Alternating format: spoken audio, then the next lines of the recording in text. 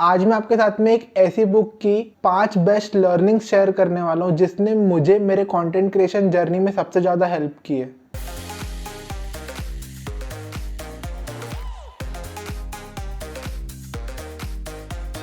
मैं आज जिस बुक के लेसन आपके साथ में शेयर करने वाला हूँ उस बुक का नाम है शो योर वर्क। एंड जैसे इसका नाम जाता है शो योर वर्क, इसका मतलब ये है कि करके जाओ, लोगों को अपना काम दिखाओ, ऑनलाइन जाओ, लोगों को अपनी क्रिएटिविटी दिखाओ एंड अपने काम को इस तरीके से पब्लिश करो कि लोग आपको डिस्कवर कर पाए एंड लोग आपको ढूंढ पाए। जो पहली लर्निंग मैंने इस बुक से सीखी थी वो है बी एन अमेच्योर। अब हम सबको लगता है कि करके एमेच्योर मतलब एक कोई नासमझ इंसान जिसको बहुत ज़्यादा चीज़ों की समझ नहीं हो, बट एमेच्योर का मतलब ये नहीं होता है। एमेच्योर एक फ्रेंच वर्ड है जिसका एक्चुअली में मतलब होता है लवर। तो मतलब एमेच्योर कोई एक ऐसा इंसान है जो कोई भी चीज़ को फेम, पॉपुलैरिटी या मनी के लिए नहीं करता है, बट उसको उस चीज़ के लिए प्यार है, उस चीज़ के लिए वो पैशनेट है, इसलिए वो करता है। उसको उस चीज़ को सीखने में बहुत ज़्यादा दिलचस्पी हो, इसलिए वो चीज़ करता है। इसलिए आप अक्सर देखोगे कि जो भी इंसान जो एमेच्योर है, जो कोई भी चीज़ को उस चीज़ के प्यार के लिए करता है, वो कभी भी गलतियां करने से घबराता नहीं है, क्योंकि उसको इस चीज़ का डर नहीं है कि करके इस चीज़ से मुझे पॉपुलैरिटी मिलेंगी या नहीं मिलेंगी, कोई मेरे बारे में क्या सोचेगा, या फिर इस चीज़ से मुझे पैसे मिलेंगे या नहीं मिलेंगे। क्योंकि वो उस चीज़ के लगाव के लिए परस्यू कर रहा है, क्योंकि उसको उस चीज़ से प्यार है, इसलिए वो उसको परस्यू कर रहा है, इसलिए उस चीज़ को सीख रहा है। तो एक एमेच्योर का माइंडसेट है ना, लर्निंग माइंडसेट होता है जिसके पास में ना सीखने के लिए सब कुछ है एंड गंवाने के लिए कुछ भी नहीं है। उसके पास में ना दुनिया में हर एक इंसान से, हर एक अपॉर्चुनिटी से, हर एक सिचुएशन से सीखने के लिए बहुत सारी चीज़ें अवेलेबल रहती है। और आज के इस वर्ल्ड में जो इतना रैपिडली चेंज हो रहा है, चीज़ें बहुत ज़्यादा जल्दी बदल रही है, तो अगर आपके पास में एमेच्योर माइंडसेट नहीं है ना, तो आप ग्रो नहीं कर पाओगे। क्योंकि जो भी चीज़ रैपिडली चेंज हो रही है ना, तो आप भले ही पुरानी चीज़ में कितने भी बड़े एक्सपर्ट हो, बट नई आने वाली चीज़ में ना हमेशा एमेच्योर रहोगे ही रहोगे। तो इसलिए ना आपको एमेच्योर माइंडसेट डेवलप करना बहुत ज़्यादा ज़रूरी है अगर आपको आज के इस वर्ल्ड में ग्रो करना है। तो जो सेकंड लर्निंग मैंने इस बुक से सीखी थी वो है रीड ऑबिचुअरीज। अब ऑबिचुअरीज मतलब होता है मृत्यु पत्र या फिर शोक संदेश जो हम लोगों के मरने के बाद में पढ़ते हैं। अभी ऑथर बोलते कि करके है ना, हमको रोज मृत्यु पत्र पढ़ने चाहिए, क्योंकि ऑथर का बोलना है कि करके है ना, जब हम रोज मृत्यु संदेश या मृत्यु पत्र पढ़ते हैं ना, तो हमको समझ में आता है कि करके हमारी जो मौत है ना वो कभी भी आ सकती है एंड हम वो सब चीज़ें नहीं कर रहे हैं जो हमको एक्चुअली में करनी चाहिए।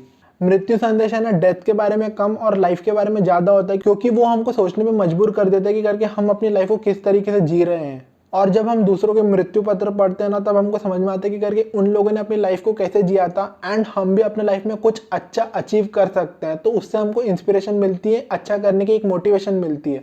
एंड उससे होता क्या है ना कि करके जब आपको पता है कि करके मौत कभी भी आ सकती है ना, तो आप वो सब चीज़ें करोगे जो आपको एक्चुअली में करनी है। तो इसलिए ऑथर का बोलना है कि करके हमको रोज मृत्यु पत्र या ऑबिचुअरीज पढ़नी चाहिए। जो तीसरी चीज़ मैंने इस बुक से सीखी थी वो है share something small every day, जिसको भी आज आप ओवरनाइट सक्सेस बोलते हो ना, उसको बनने में बहुत सारे साल लगे हैं। और हम जो छोटी छोटी चीज़ें डेली करते हैं ना, उसकी पावर को हम बहुत ज़्यादा अंडर एस्टिमेट करते हैं, क्योंकि लोगों को है ना वो छोटी चीज़ों की बातें है ना दिमाग में बैठती नहीं है। तो ऑथर का बोलने की करके हम जो भी काम कर रहे हैं ना, उस काम का एक छोटा सा हिस्सा कि हम क्या कर रहे हैं वो हमारी ऑडियंस के साथ में हमको रोजाना कुछ ना कुछ शेयर करते रहना चाहिए। जैसे मैं करता हूँ, मैं ट्विटर पे लोगों को बताता हूँ कि करके मैं क्या पढ़ रहा हूँ, क्या नई चीज़ मैंने सीखी है। मैं इंस्टाग्राम पे लोगों को बताता हूँ कि मैं क्या पढ़ रहा हूँ, मैंने नई चीज़ें क्या सीखी है। मैं यूट्यूब पे बताता हूँ कि मैं क्या चीज़ें पढ़ रहा हूँ, क्या चीज़ें सीख रहा हूँ। और ऐसे है ना, जो भी ऑडियंस मेरे साथ में जुड़ी हुई है ना, मैं उनको कंटिन्यूसली अपडेट देते रहता हूँ कि करके मेरी लाइफ में क्या चल रहा है एंड मैं अपनी लाइफ में नई नई चीज़ें क्या सीख रहा हूँ। और होता क्या है ना कि करके हम जब कोई भी चीज़ को कंटिन्यूसली बहुत टाइम तक शेयर करते रहते हैं ना, तो ऑडियंस को है ना हमारे ऊपर में ट्रस्ट बिल्ड होने लगता है एंड उससे हमारा पर्सनल ब्रांड बहुत ज़्यादा स्ट्रांग हो जाता है। तो उन ऑडियंस के दिमाग में ना हमारे लिए एक पिक्चर बन जाती है करके ये बंदा इस चीज़ के बारे में कंटिन्यूसली पोस्ट करते रहता है, तो उसको है ना इस चीज़ के बारे में बहुत ज़्यादा नॉलेज है। बस है ना, इसमें एक चीज़ का बहुत ज़्यादा ध्यान रखने की करके जो भी चीज़ आप कर रहे हो ना, जो भी चीज़ें आप शेयर कर रहे हो, वो आपकी ऑडियंस के लिए भी उतनी ज़्यादा वैल्यूएबल रहनी चाहिए जितनी वो आपके लिए वैल्यूएबल है। जो चौथी चीज़ मैंने इस बुक से सीखी थी वो है the power to fire. The power to fire का मतलब ये कि करके आप जो भी चीज़ें शेयर कर रहे हो डेली बेसिस पे या कंटिन्यूस बेसिस पे, वो चीज़ें इतनी ज़्यादा वैल्यूएबल होनी चाहिए कि करके जो भी इंसान उस पोस्ट, स्टोरी या ट्वीट को देख रहा है, उसके पास में इतनी अथॉरिटी होनी चाहिए कि वो आपको फायर कर सके। मतलब आपको ये चीज़ को ध्यान में रखना है कि करके जो भी बंदा आपकी पोस्ट को देख रहा है, आपकी ट्वीट को देख रहा है, आपकी स्टोरी को देख रहा है, आपके वीडियो को देख रहा है, उसके पास में इतनी अथॉरिटी कि आपको वो पोस्ट अच्छी नहीं है उसके लिए वो फायर कर सकता है।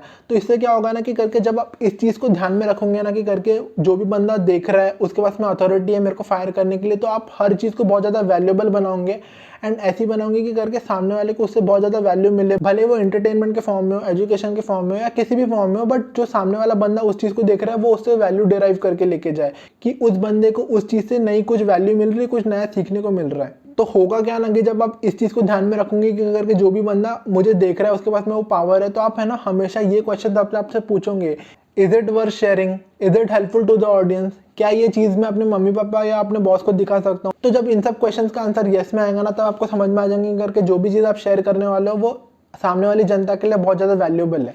जो पांचवी चीज़ मैंने इस बुक से सीखी थी वो है the credit is always due. जब भी आप कोई ऐसी चीज़ शेयर कर रहे हो जिसको आपने नहीं बनाया हो, तो आपको हमेशा उसके ओरिजिनल क्रिएटर का है ना क्रेडिट उसको देना चाहिए। क्योंकि अगर आप है ना उस ओरिजिनल क्रिएटर को क्रेडिट नहीं दे रहे हो ना, तो सिर्फ आप क्रिएटर के साथ में धोखा नहीं कर रहे हो, बल्कि आप ऑडियंस के साथ में भी धोखा कर रहे हो जो उस ओरिजिनल क्रिएटर के सोर्स से जाके बहुत सारी नई नई चीज़ें भी सीख सकती थी। तो अगर आप क्रेडिट देते तो आपका और ओरिजिनल क्रिएटर के बीच में एक लिंक होता एंड ऑडियंस उस लिंक को पार करके ओरिजिनल क्रिएटर तक जा सकती थी। तो जब आप क्रेडिट नहीं देते हो ना, तो वो जो लिंक है आपके और ओरिजिनल क्रिएटर के बीच में वो ब्रोकन है। तो इससे है ना ऑडियंस उस ओरिजिनल क्रिएटर को डिस्कवर नहीं कर पाएंगे एंड ऑडियंस है ना ये चीज़ कभी डिस्कवर नहीं कर पाएंगी कि जो ओरिजिनल क्रिएटर ने वो आर्ट पीस बनाया या कंटेंट पीस बनाया उसके सोर्सेस कहाँ से थे और कहाँ से ऑडियंस डीप डाउन डिग कर सकती है ताकि उनको उस कंटेंट पीस से और ज़्यादा इंफॉर्मेशन मिल सके।